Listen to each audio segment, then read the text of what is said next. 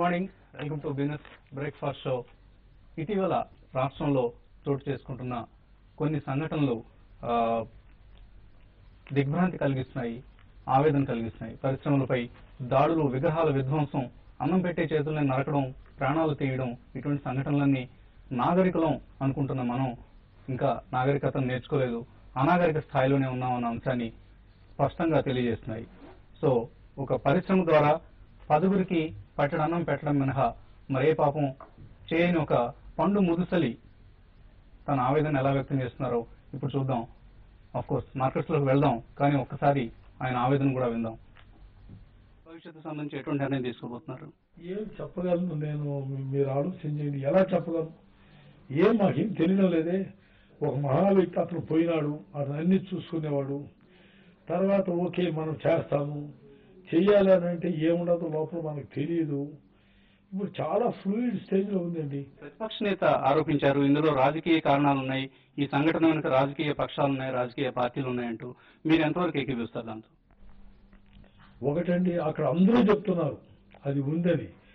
మరి నిన్న ప్రత్యక్ష పార్టీ ఆ పార్టీ వారు కూడా చెప్పినారంటే దాంట్లో ఆయన కూడా చాలా ఇన్ఫర్మేషన్ వచ్చి ఉంటుంది, లేకపోతే ఆయన చెప్పేవాడు కూడా కాదు. అనవసరమైన ఛార్జెస్ ఆయన లెవెల్ చేయడం నాకు తెలుసు.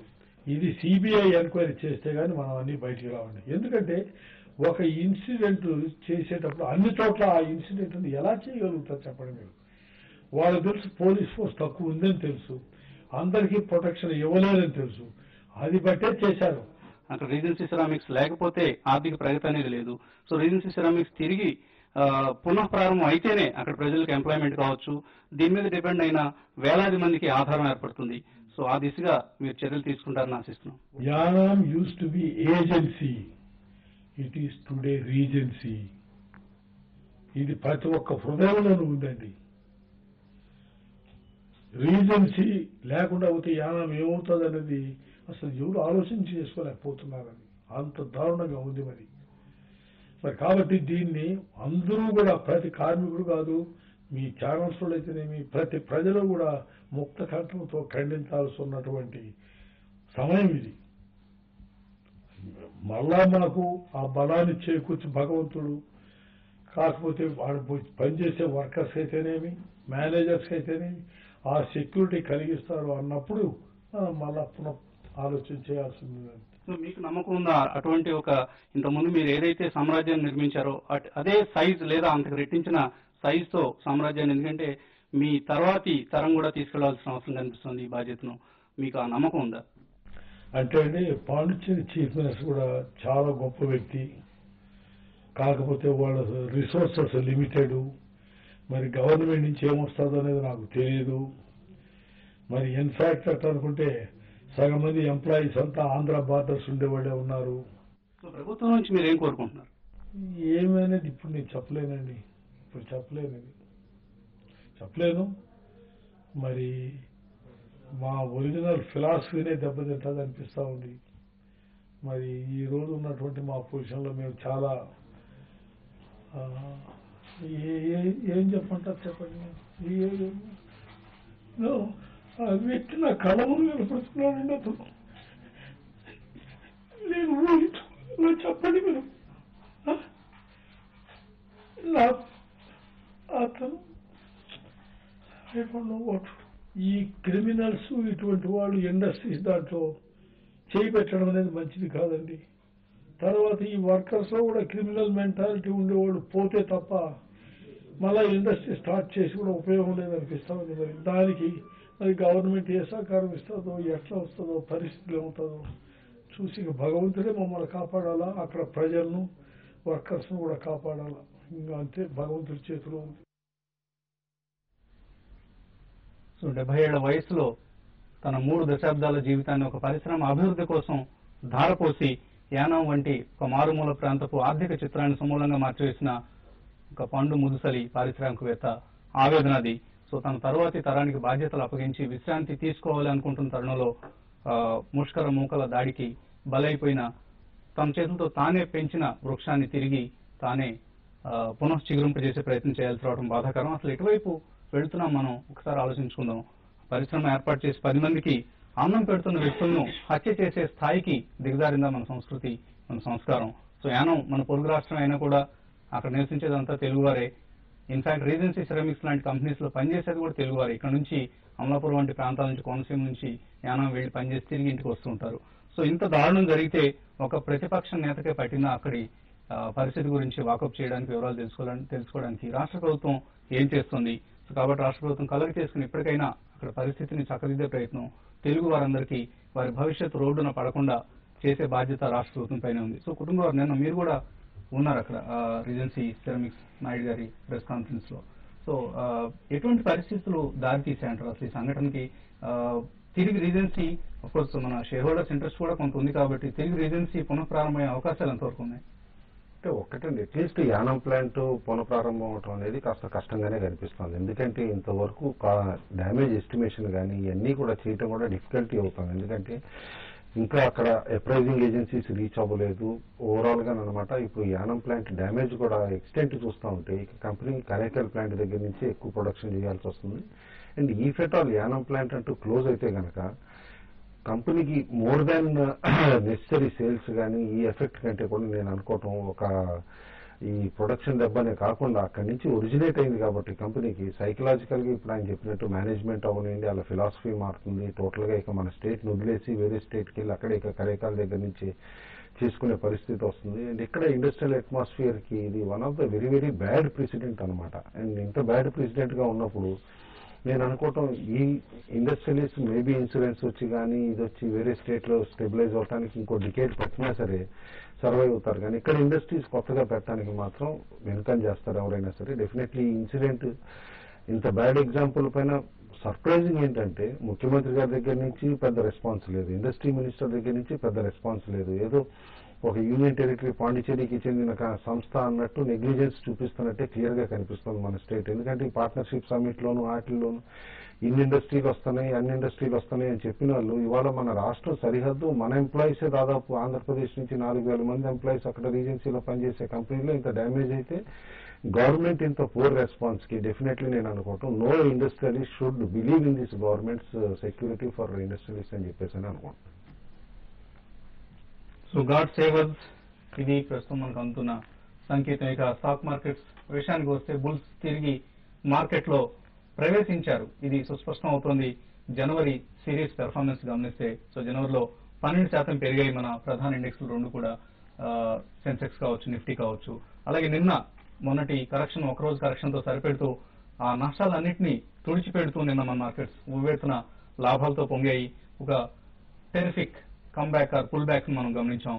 సో 200 రోజుల మూవింగ్ యావరేజ్ నుంచి నిఫ్టీ రివర్స్ అవుతుంది, మళ్ళీ వెనక్కి వెళ్తుంది అన్న అంచనాలు తప్పని రుజువు చేస్తూ పెరిగింది. నిఫ్టీ తిరిగి 5200 అంచులు నిలిచింది, ఆల్మోస్ట్ 5200 దగ్గర. సో ఎస్బీఐ కావచ్చు, Reliance Communications, ICICI bank, Axis bank, HDFC, PNB ఇటువంటివన్నీ కోర్స్ ఒక పిఎన్బిఏ రివర్స్ లో నడిచింది. But most of mid caps, Crompton Greaves result నిరాశపరచడంతో ఆ స్టాక్ ఒకటి నష్టపోయింది. అదర్వైజ్ టాటా గ్లోబల్, అలాగే IVRCL, Delta Corp, Indiabulls Real Estate, Balrampur Chini, Hexaware, REC ఇలా మిడ్ క్యాప్స్ లో ర్యాంపెంట్ బయింగ్ కొనసాగింది.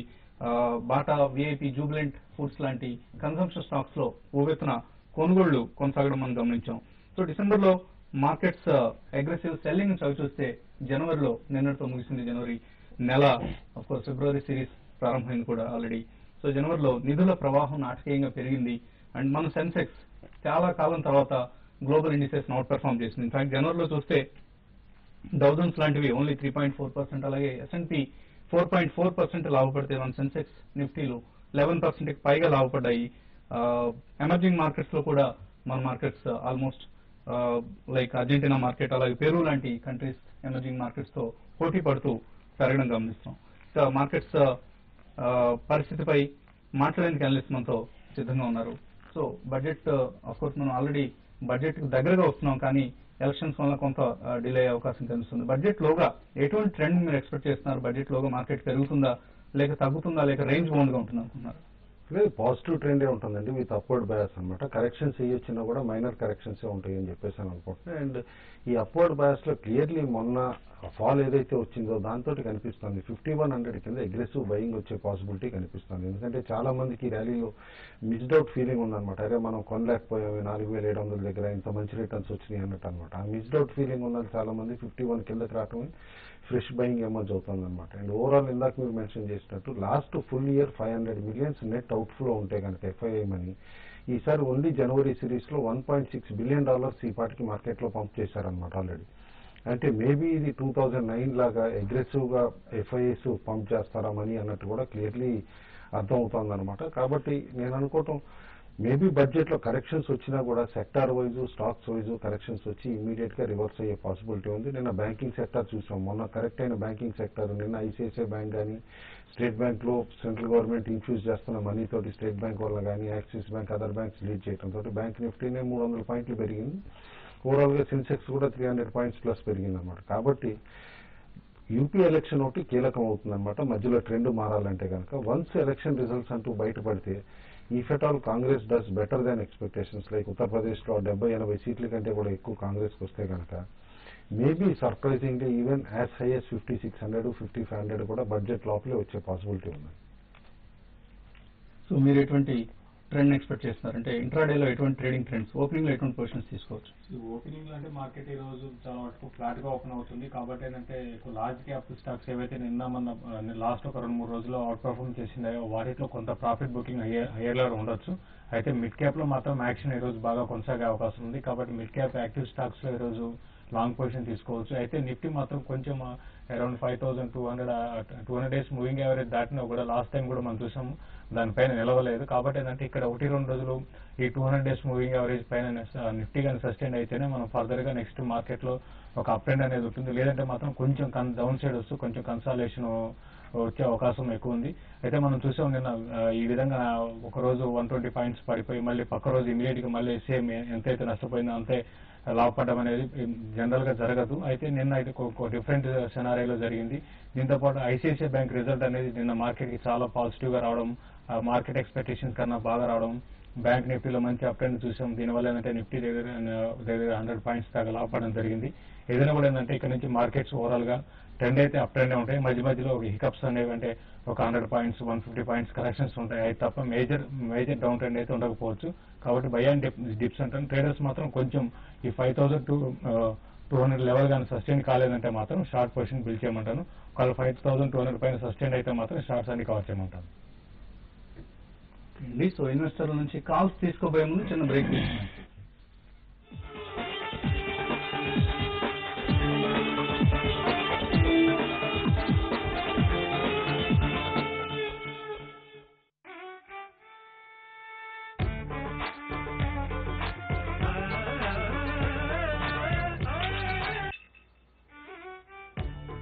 రోయల్ ప్లే మీ ఇంటికే కాదు మీలోనూ కొత్త మార్పులు తెస్తుంది. జహాంగీర్ కొడుకు షాజహాన్, జహాంగీర్ కొడుకు షాజహాన్.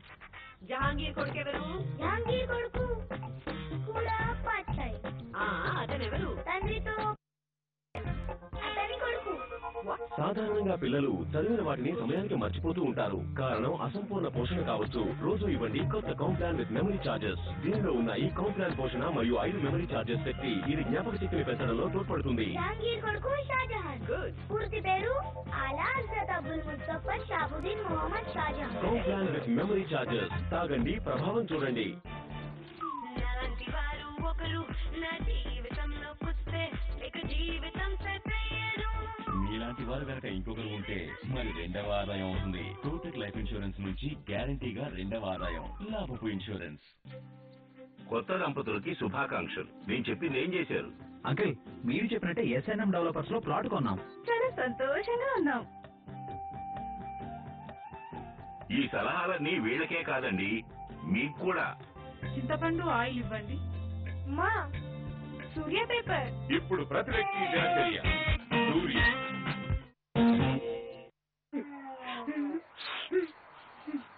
ఒకవేం చేస్తున్నావురా? నాకు ఎవరు ఫ్రెండ్స్ లేరు. ఫ్రెండ్స్ లేరా? ఎందుకు?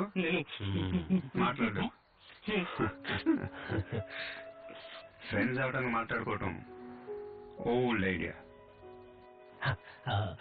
న్యూ ఐడియా టైప్ చేయి ఫ్రెండ్షిప్ చేయి. Idea 3G smart phone social networking మరియు ఇంటర్నెట్ యొక్క పూర్తి పవర్ తో పాటు ₹5850కు ఇంకా ఇతర డేటా లాభాలు.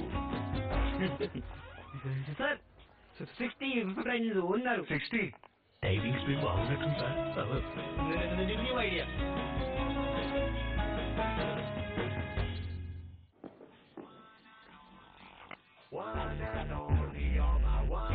సమర్పిస్తున్నాం క్యాస్ట్రాల్ యాక్టివ్ స్కూటర్. స్కూటర్ టెక్నాలజీతో పాటు భారతదేశంలో మొట్టమొదటిసారిగా గేర్లెస్ స్కూటర్స్ కోసం ప్రత్యేకంగా రూపొందించబడిన oil.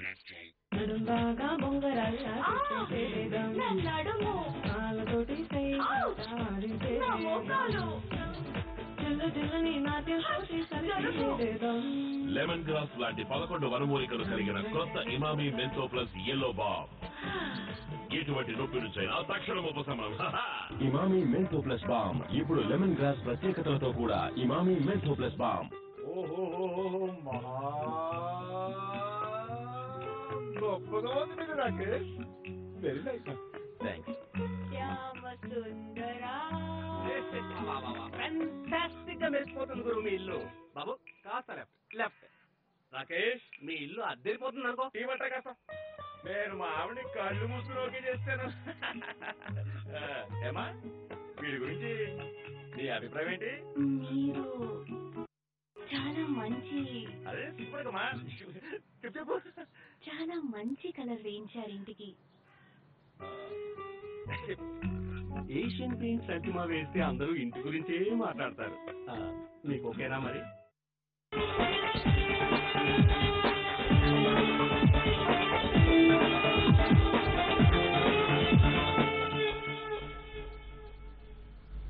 Welcome back.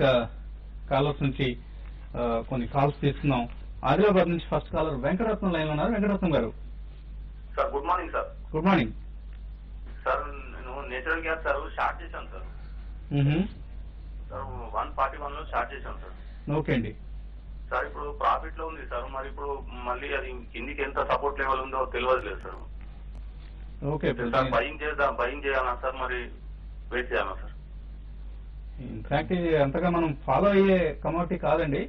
But anyway natural gas అయిన షార్ట్ పొజిషన్ కవర్ చేసుకోవచ్చు. ఒకటండి నేచురల్ గ్యాస్ చూస్తే రీసెంట్ గా లాస్ట్ ఒక 1 month డెవలప్మెంట్ గా ఒక లాస్ట్ 2 months లో చూస్తే 180 లెవెల్స్ నుంచి 110 కి వచ్చిందండి. 110 నుంచి బాగా స్ట్రాంగ్ గా మళ్ళీ బౌన్స్ బ్యాక్ అయింది. అయితే మీరు 140 లో చేశారు కాబట్టి ప్రాఫిట్ లో ఉన్నారు. అయితే ఇంకా ఇది షార్ట్ టర్మ్ ట్రెండ్ అయితే ఇంకా డౌన్ ట్రెండ్ గా ఉండే అవకాశం ఉందండి. ఒకసారి మీరు ప్రాఫిట్ బుక్ చేసుకొని మళ్ళీ ఇది న్యూ లోస్కి వచ్చినా కూడా ఆశ్చర్యపోయిన అవసరం లేదు. ఈవెన్ 100 బిలో కూడా రావడానికి కూడా అవకాశం ఉంది. కాబట్టి మీరు ఒకసారి షార్ట్ సెల్ చేస్తూ ఉన్నదాన్ని మీరు కవర్ చేసుకొని మళ్ళీ పైకి వెళ్ళినప్పుడు మళ్ళీ ఒకసారి మళ్ళీ షార్ట్ కొట్టచ్చండి. ఓకే అండి. Next caller. Hello Balu Hyderabad నుంచి. బాలు గారు సార్ నమస్తే సార్. నమస్తే అండి. సార్ ఇది పవర్ ట్రేడింగ్ కార్పొరేషన్ నిన్న రిజల్ట్స్ అనౌన్స్ చేశారన్నారు కదా, అది రిజల్ట్స్ ఎలా ఉన్నాయి? నాకు పొజిషన్స్ ఉన్నాయండి 65 యావరేజ్. 1000 షేర్లు ఉన్నాయి. ఓకే అండి. అవి సేల్ ఉన్నాయండి. సేల్ ఇప్పుడు 100 దాటింది కదా, పోయే వయసులో లో ఉందా ఏంటని. ఓకే అండి. So PTC and SAIL. PTC results expected lines లోనే వచ్చినాయండి. పెద్ద సర్ప్రైజ్ లేదనమాట. కాబట్టి స్టాక్ లో నేను అనుకోవడం పెద్దగా మూవ్మెంట్ ఉండకపోవచ్చు. బట్ ఆల్రెడీ బాగా కరెక్ట్ అయింది కాబట్టి from current levels stock every decline లో బై చేయమని చెప్పేసి చెప్తానండి. ఎందుకంటే అనుకున్నంత డిసప్పాయింట్మెంట్ లేదనమాట రిజల్ట్. అండ్ సేల్ మాత్రం clearly up trend all metal stocks కనిపిస్తుందండి, in line with LME prices అనమాట. కాబట్టి ఎవ్రీ డిక్లైన్ వచ్చినప్పుడు కూడా షార్ప్ గా రీబౌండ్ అవటం చూస్తున్నాం మెటల్ స్టాక్స్. ఇంకా కాస్త మొమెంటం ఉందని అనుకుంటున్నా సేల్ లో మాత్రం. మేబీ అప్ టు 115 to 119 మధ్య కూడా వెళ్ళే పాసిబిలిటీ ఉంది. ఆల్రెడీ మీరు కొనుంటే కనుక 115 to 119 బ్యాండ్ లో ఒకసారి ప్రాఫిట్ బుక్ చేసుకోవచ్చు. నెక్స్ట్ కాలర్ పూణే నుంచి మురళి లైన్ ఉన్నారు. మురళి గారు హలో. అనుకుంటున్నానండి. ఏండి? CCL అండి, కాంటినెంటల్ కాఫీ లిమిటెడ్. CCL కొందాం అనుకుంటున్నారా? కొన్నారా ఆల్రెడీ? కొందాం అనుకుంటున్నానండి. మీ అభిప్రాయం కోసం. ఓకే అండి. CCL ప్రొడక్ట్స్ ఎలా ఉంటుంది? డెఫినెట్లీ కరెంట్ లెవెల్స్ లో అక్యూములేట్ చేయమంటానండి. ఎందుకంటే ఒక పాజిటివ్ ఇండైరెక్ట్ డెవలప్మెంట్ అనమాట. లైక్ స్టార్ బక్స్ ఇండియాకి ఎంట్రీ అవటం అనమాట ఇటు టాటా గ్లోబల్ బెవరేజెస్ ద్వారా. అండ్ క్లియర్లీ ఇండికేషన్ ఇచ్చారు కాఫీ అవుట్ సోర్సింగ్ అంతా మేము ఇండియా నుంచే చేస్తాం కానీ బయట నుంచి కాదని చెప్పనమాట. అయితే ఇన్స్టెంట్ కాఫీ ఇందులో మార్కెట్ లీడరు ప్లస్ ఇటు ఓఈఎం సప్లైస్ లో అనమాట మాక్సిమం CCLఏ చేస్తుంది. కాబట్టి at least in medium to long term company future కాస్త ఇష్యూడ్ ఎర్నింగ్స్ ఇంప్రూవ్ అవుతాయి అని చెప్పేసి అని అనుకుంటున్నాను. డెఫినెట్లీ అక్యుములేట్ చేయండి current levels. Next caller Kumar Godavari కన్ నుంచి. కుమార్, హలో, చెప్పండి. అడగండి కుమార్. అది కోల్ ఇండియా మన 600 ఉన్నాయండి. అవి గ్రోత్ లేక దాచిపెట్టుకుంటే బెటరా తీసేస్తే బెటరా అండి? కోల్ ఇండియాలో షార్ట్ టర్మ్ మూవ్మెంట్స్ ఈ మధ్య ఎక్కువగా చూస్తున్నాం. అవునండి, కోల్ ఇండియాలో బాగా వొలటాలిటీ అనేది కొంచెం ఎక్కువైంది. అయితే ఇంతకు ముందు లాగా స్టడీ పర్ఫార్మెన్స్ అనేది స్టాక్ లో కనపడలేదు. దీనికి ప్రధాన కారణం అంటే న్యూస్ ఫ్లో అనేది స్టాక్ లో ఎక్కువ చూస్తున్నాము. ఏదైనా కూడా ఫండమెంటల్ గా ఈ స్ట్రాంగ్ కంపెనీ అండి. ఇదన్నీ ఏంటంటే మధ్య మధ్యలో వస్తుంటాయి. ఇదంతా ట్రేడింగ్ ప్యాటర్న్ గా చెప్పొచ్చు. ఒక రోజు 5% పడడం, మళ్ళీ పక్క రోజు పెరగడం. కాబట్టి మీకు కాకపోతే ఏంటంటే మీరు లాంగ్ టర్మ్ ఇన్వెస్ట్మెంట్ కోసం అయితే డెఫినెట్ గా కోల్ ఇండియాని హోల్డ్ చేసుకోండి. మా ఫ్యూచర్ లో పెరిగే అవకాశం ఉంది. చాలా అసెట్స్ ఉన్న కంపెనీ అండి. కాబట్టి మీరు హోల్డ్ చేసుకోమని చెప్తానండి. కోల్ ప్రైస్ కి సంబంధించి రకరకాల వార్తలు వస్తున్నాయి. ఒక రోజు పెంచుతున్నారని, మరో రోజు తగ్గిస్తున్నారని. ఇటువంటి కొంత అన్సర్టెనిటీ కనిపిస్తుంది కోల్ ఇండియా స్టాక్ ప్రైస్ లో. ఎగ్జిట్ కండి షార్ట్ టర్మ్ కోసం అయితే. ప్రదీప్, హైదరాబాద్ నుంచి last caller. Hello, good morning sir. Good morning sir. అది మల్టీనేషనల్ ఫార్మాస్ అంటే అస్ట్రాజెనికా, ఫైజర్, వైట్ ఇవి బెస్ట్ అంటారా? మన డాక్టర్ రెడ్డిస్, లూపిన్ ఈ రెండిట్లో ఏది పర్చేస్ అయితే బెస్ట్ అండి? ఫార్మా స్టాక్స్ లో తరచుగా వచ్చే సందేహం ఇది. అంటే ఒకటండి, 6 to మీరు లాంగ్ టర్మ్ హొరైజన్ తోటి చూస్తూ ఉంటే కనుక ఎంఎన్సీ సేఫర్ బెట్ అవుతున్నాయండి. ఎందుకంటే ఇప్పుడు చూస్తున్నాం ఇండియన్ కంపెనీస్ కి ఇటు ఎఫ్డీఏ అప్రూవల్స్ ప్రాబ్లమ్స్ కానీ ఇవన్నీ కూడా పెరుగుతున్నాయి. అయితే లార్జ్ కంపెనీస్ ఆ కాస్ట్ అబ్జర్వ్ చేసుకోగలిగినా కూడా ఇదివరకట అంత అగ్రెసివ్ గ్రోత్ చూపించలేకపోవచ్చు అనమాట. Except couple of companies like Lupin కానీ, సిప్లా కానీ ప్రాబ్లమ్స్ తోటి ఏదైతే కన్సర్న్ లేవో అయ్యి. ఎందుకంటే రిజల్ట్స్ కూడా ఎరాటిక్ వస్తున్నాయి. అందుకని మనం చూస్తున్నాం గ్లెన్మార్క్ రిజల్ట్ నిన్న డిసప్పాయింట్మెంట్ చేయటం అట్లా. వేరే ఎంఎన్సీ కంపెనీస్ లో ఆన్ అండ్ ఆఫ్ వాళ్ళు ఎవ్రీ 1 year కో 2 years కో ఒకసారి ఒక ప్రోడక్ట్ లాంచ్ చేసిన తర్వాత దాని మార్కెటింగ్ టైప్ తోటి పెంచుకోవటం, కంటిన్యూస్ గా స్టాక్స్ పెరగటం కూడా చూస్తాం. గ్లోబల్ అడ్వాంటేజ్ ఉంటుంది. కాబట్టి ఫైజర్, ఆస్ట్రాజెనికా ఇవన్నీ లాంగ్ టర్మ్ ప్లేయర్స్ కి మాత్రం సేఫ్ బెట్స్ అండి. అండ్ ఒకటి డీలిస్టింగ్ గెయిన్స్ కూడా పాసిబిలిటీ ఉంటుంది. ఎప్పటికప్పుడు ఎంఎన్సీస్ డీలిస్టింగ్ కి వెళ్తున్నాయి ఈ మధ్య అనమాట. కాబట్టి అట్లా డీలిస్టింగ్ వచ్చినప్పుడు కూడా మీకు హైయర్ ప్రైస్ వచ్చే పాసిబిలిటీ ఉంటుంది. ఈమెయిల్ సందేహాల విషయానికి వస్తే లక్ష్మీ ప్రసాద్ మోకా అన్న పేరుతో వచ్చింది. ఇది ఇంట్రాడే ట్రేడింగ్ చేస్తుంటారు. 1 lakh రూపీస్ ఇంట్రాడే ట్రేడింగ్ లో పెడదాం అనుకుంటున్నారు. సో 1 week డ్యూరేషన్ కోసం బెస్ట్ షేర్స్ చెప్పమంటున్నారు. ఇంట్రాడే అంటున్నారు, 1 week అంటున్నారు అంటే కొంచెం కష్టంగానే ఉంటుందండి. ఏదైనా కూడా అంటే మార్కెట్ లో ఇప్పుడు ఒక అప్ ట్రెండ్ అయితే కొనసాగుతుంది. కాబట్టి మీరు 5200 పైన ఉన్నంత కాలం మీరు లాంగ్ పొజిషన్ తీసుకోమని చెప్తాను. చాలా వరకు నిఫ్టీ కూడా బై చేయొచ్చు అండి. కరెంట్ లెవెల్స్ లో నిఫ్టీ అదే చెప్పాను, 5200 పైన ఉంటే నిఫ్టీని బై చేయొచ్చు. 5320 అండ్ 5350 దాకా రావచ్చు. ఇక స్టాక్స్ విషయానికి వస్తే మాత్రం ఐఎఫ్సి ఇలాంటి స్టాక్స్ ని బై చేయొచ్చు. ఒకవేళ డిఎల్ఎఫ్ కానీ 220 రూపీస్ కానీ దాటిందంటే దాన్ని కూడా బై చేయమని చెప్తాను. ఒకవేళ 220 కానీ దాటకపోతే వద్దండి. ఎంకే సురేష్ కుమార్, హిందుస్థాన్ కాపర్ 310 రూపాయలు తీస్తున్నారు. హోల్డర్ ఎగ్జిట్ షార్ట్ టర్మ్ కోసం? షార్ట్ టర్మ్ కి అయితే హోల్డ్ అని అంటానండి. స్టాక్ లో రీసెంట్ వాల్యూమ్స్ కానీ అన్ని చూస్తుంటే ఫర్దర్ మొమెంటం కనిపిస్తుంది. శైలేంద్ర విష్ణు భోట్లు అడుగుతున్నారు. దివి స్లాబ్స్ ఫ్యూచర్స్ ఫిబ్రవరి నిన్న తీస్తున్నారు 800 లో. ఎలా ఉంటుంది ఈ సిరీస్ లో? హోల్డ్ చేయమని అంటానండి. ఓవరాల్ గా F&O లో పెద్ద యాక్టివ్ కౌంటర్ కాదు ఇది, బట్ రిజల్ట్స్ చాలా హ్యాక్నింగ్ గా ఉన్నాయన్నమాట. కాబట్టి హోల్డ్ చేయమంటే maybe up to 830, 840 levels reach అయ్యే పాసిబిలిటీ. ఆనంద్ అడుగుతున్నారు. జేకే టైర్స్ 76 రూపాయలు కొన్నారు. ఎటువంటి సలహా ఇస్తారండి? కరెంట్ లెవెల్స్ అయితే హోల్డ్ చేయండి. మిడ్ క్యాప్ లో మంచి యాక్షన్ కొనసాగుతుంది. ఇది కూడా పెరగడానికి అవకాశం ఉంది. హోల్డ్ చేయండి. రామకృష్ణ గరిమెళ్ళ అడుగుతున్నారు. పాలీప్లెక్స్ కార్పొరేషన్, పటేల్ ఇంజనీరింగ్ ఇవి షార్ట్ టర్మ్ కి ఎలా ఉంటాయి?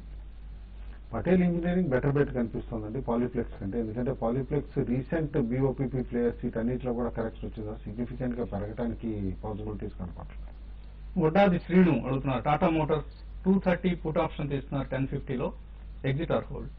టాటా మోటార్స్ అయితే కొంత మనం 140 లెవెల్స్ నుంచి అంటే 240, 100 రూపీస్ పెరిగిందండి. కొంత మీ 245, 250 దగ్గర కొంత రెసిస్టెన్స్ ఉంటుంది. కాబట్టి ఇప్పుడైతే మీరు హోల్డ్ చేయండి. అయితే ఏమాత్రం షార్ప్ డిప్ వచ్చినప్పుడు మళ్ళీ అరౌండ్ 220 దాకా వచ్చినప్పుడు మీరు కవర్ చేయండి. మరి ఇంతకుముందు లాగా కంటిన్యూగా మీరు పుట్టిన హోల్డ్ చేయకుండా ఒక డిప్ వస్తే కవర్ చేయమని చెప్తానండి. సతీష్ రెడ్డి తమ్మినేని, షార్ట్ టర్మ్ కోసం ప్రొవోగ్, లాంగ్ టర్మ్ కోసం సుజనా మెటల్స్ ఎలా ఉంటాయి? Both the stocks current levels లో కొనమంటానండి. షార్ట్ టర్మ్ లో ఇప్పుడు రాకేష్ యూనియన్ వాళ్ళ స్టేక్ హైక్ చేస్తారు. ప్రొవోగ్ లో యాక్షన్ పెరుగుతుంది. కాబట్టి ఈ మొమెంటం లో అనదర్ 20% గెయిన్స్ వచ్చినా సర్ప్రైజ్ కాకూడదు. సుజనా మెటల్ కరెంట్ ప్రైస్ మాత్రం వాల్యూ ఉంది. కాబట్టి బై చేయమంటాను. అలాగే 5 నుంచి 6 నెలల వ్యవధి కోసం భారతీ టెలి, ఆంధ్ర బ్యాంక్ ఎలా ఉంటాయి? అమర్ అడుగుతున్నారు. భారతీ టెలి డెఫినెట్లీ బై చేయమంటానండి. వాళ్ళ న్యూస్ వెరీ సిగ్నిఫికెంట్ అనమాట టెలికాం కంపెనీస్కి. ఇన్ కన్సర్ట్ అన్ని కంపెనీస్ ప్రీపెయిడ్ కనెక్షన్స్ పైన 30% హైక్ చేయటము, పోస్ట్ పెయిడ్ పైన 20% హైక్ చేయటం అనమాట. కాలింగ్ ఛార్జెస్ సజెస్ట్ చేసుకుంటున్నారు. కాబట్టి definitely it's a good bet అవుతుంది. ఆంధ్ర బ్యాంక్ కూడా కరెంట్ లెవెల్స్ లో బై చేయొచ్చండి. అలాగే లాస్ట్ మెయిల్ సింగయ్య ప్రామిని జేఎస్డబ్ల్యూ హోల్డింగ్స్ కరెంట్ లెవెల్స్ లో కొనొచ్చు. డెఫినెట్లీ అటెండ్ చేయమంటానండి. ఆఫ్టర్ లాంగ్ కరెక్షన్ అనమాట. స్టాక్ కాస్త ఈ 500 బిలో దగ్గర నుంచి కాస్త అప్సైడ్ ఏదైతే ట్రిజర్ అవుతుందో అది డెఫినెట్లీ కాస్త కొనసాగి 800 లెవెల్స్ రీచ్ అయ్యే పాసిబిలిటీ కనిపిస్తుంది. ఓకే అండి. సో 850 తర్వాత వచ్చిన మెయిల్స్ ను మనం చదవడం లేదు. సో ఫైనల్ గా ట్రేడర్స్ ఎటువంటి కాల్స్ ఇస్తాను. నిఫ్టీ ఫ్యూచర్ ఒకటి బై చేయమని సెల్ చేయమని చెప్తానండి. నిన్న చూస్తే మార్కెట్ లాస్ట్ 45 మినిట్స్ లో బాగా షార్ట్ కవరింగ్ వచ్చింది. కాబట్టి కొంచెం నిఫ్టీ ఫ్యూచర్స్ లో కొంత సెల్లింగ్ రావచ్చు. 5200 బిలో ఉంటే సెల్ చేయమని చెప్తాను. 5220 స్టాప్ లాస్, 5150 5140 దాకా రావచ్చు. నిన్న కూడా మిడ్ క్యాప్ స్టాక్స్ లోనే హై యాక్టివిటీ కనిపించింది. లైక్ బాటా ఇవన్నీ కూడా తిరిగి న్యూ హైస్ దిశగా వెళ్తున్నాయి. కాబట్టి బాటా బై చేయమంటున్నాను. అబౌవ్ 687 అనమాట. స్టాప్ లాస్ పెట్టుకోవాలి, ఎందుకంటే స్ట్రాంగ్ మొమెంటమ్ స్టాక్ కాబట్టి. సిమిలర్లీ పవర్ ఫైనాన్స్ కార్పొరేషన్ కూడా అబౌవ్ 170 బై చేయమని చెప్పేసి చెప్తాం. బాటా తప్పు పడుతుందండి అక్కడ. 687 ఇస్ ద ప్రైస్. అలాగే సుందర్ రాజా సిప్లా కొనమంటున్నారు. Buy above 348, stop loss 344, target 355. Coal India అమ్మమంటున్నారు. Sell below 330, stop loss 334, target 325. అలాగే అమర్నాథ్ శాస్త్రి నిఫ్టీ నిన్న బేరిష్ గా కనిపించారు, ఇవాళ బులిష్ గా కనిపిస్తున్నారు. ఫ్యూచర్స్ కొనమంటున్నారు between 5190 and 5210, stop loss 5165, target 5300. Time frame 3 days మాత్రమే. సో ఈ 3 days నిఫ్టీ బెటర్ గా ఉండే అవకాశం ఉందని అమర్నాథ్ శాస్త్రి చెప్తున్నారు. సో ఇవి ఇప్పటివరకు ఉన్న ట్రేడింగ్ కాల్స్. మరికొద్దిసేపట్లో 9 గంటల వార్తా సంచికతో శిరీష్ సిద్ధంగా ఉన్నారు. Breakfast makeup courtesy. Beautiful people. Biospa and Salon. Look good every day, everywhere. Franchisee వివరాల కోసం 9000991020 నెంబర్ను సంప్రదించండి.